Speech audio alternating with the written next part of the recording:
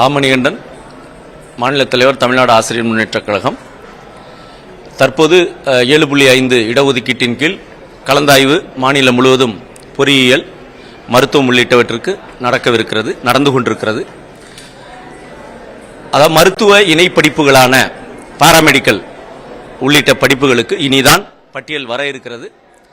அரசாணை 2020ஆம் ஆண்டு வெளிவந்த அரசனுடைய சட்ட திருத்தம் 14 அதன்படி அரசாணை நிலை எண் 167 படி பாராமெடிக்கல் என்று சொல்லக்கூடிய மருத்துவ இணைப்படிப்புகள் விடுபட்டு விட்டது.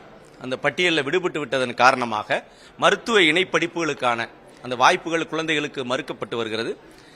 கிட்டத்தட்ட அரசு இடஒதுக்கீடு இடமாக பாராமெடிக்கல் பொறுத்தவரைக்கும் 2786 இடங்கள் இருக்கிறது. இது குழந்தைகளுக்கு, அரசு பள்ளி குழந்தைகளுக்கு இடஒதுக்கீடாக கொடுத்தால் 209 இடங்கள் கிடைக்கும்.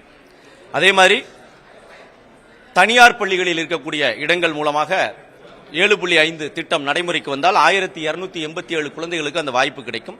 நர்சிங்கை பொறுத்தவரையில் 915 குழந்தைகளுக்கு 7.5 இடஒதுக்கீட்டின் மூலமாக இடம் கிடைக்கும். பிஃபார்ம் படிப்பிற்கு கிட்டத்தட்ட 285 குழந்தைகளுக்கு கிடைக்கும். பிசியோதெரபி பொறுத்தவரையில் 77 பேருக்கு கிடைக்கும். ஆக்குபேஷனல் தெரப்பி என்று சொல்லுகிற படிப்பில் கிட்டத்தட்ட 6 குழந்தைகளுக்கு 7.5 இடஒதுக்கீட்டின் கீழ் கிடைக்கும். BSc allied radiology, lab technician உள்ளிட்ட படிப்புகளில் கிட்டத்தட்ட 213 இடங்கள் ஆக 2992 இடங்கள் அரசு பள்ளியில் படிக்கிற குழந்தைகளுக்கு வாய்ப்பாக கிடைக்கும். இந்த ஆண்டே தமிழ்நாடு முதலமைச்சர் அவர்கள் நன்கு ஆய்வு செய்து இது சட்டத்திலே விடுபட்டிருக்கிறது.